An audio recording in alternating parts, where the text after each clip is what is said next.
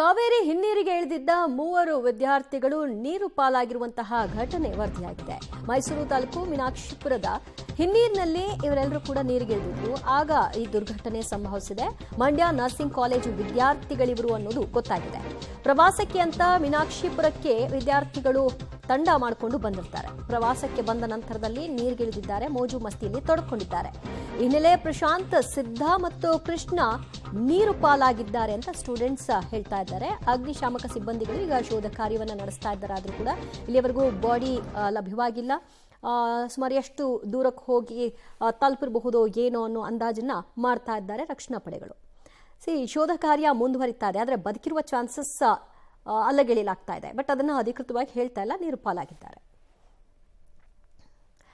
ಮತ್ತಷ್ಟು ಮಾಹಿತಿ ಕೊಡ್ತಾರೆ ನಮ್ಮ ಪ್ರತಿನಿಧಿ KP Nagaraj. KP Nagaraj, right now ಏನ್ ಆಗ್ತಾ ಇದೆ, ಶೋಧ ಕಾರ್ಯ ಎಲ್ಲಿಗೆ ಬಂದಿದೆ?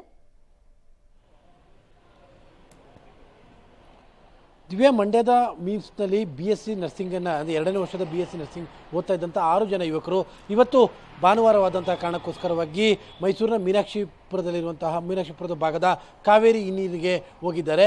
ಆ ಸಂದರ್ಭದಲ್ಲಿ ನೀರಿಗೆ ಇಳಿದಿದ್ದಾರೆ. ಬಹುತೇಕ ಇವರಿಗೆ ಈಜು ಬರ್ತಾ ಇತ್ತೋ ಇಲ್ಲೋ ಅನ್ನೋದ್ರ ಬಗ್ಗೆ ಅನುಮಾನಗಳಿದ್ದಾವೆ.